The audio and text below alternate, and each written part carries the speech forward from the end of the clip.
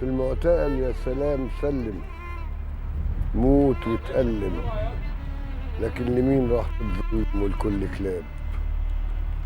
كلاب حراسة وكلاب صيد واقفين بالإيد يكتفوا عنتر وأبو زيد ويهينوا دياب.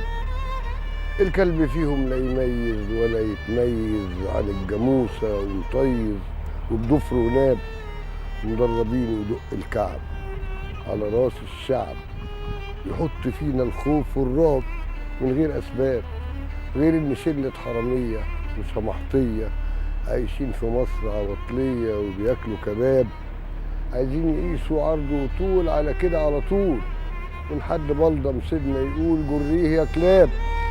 على المعتقل يرموه في الضيق ما يلاقي صديق، وإدارة شغلتها التلفيق تعمل له جواب وعن النيابة ومحاكمة وتقوم حاكمة. مدام بلدنا بلد بكمة يمشي الكذاب، لكن يا مصر هيجي اليوم ويطير النوم، وكل ظالم أو مظلوم هيكون له حساب.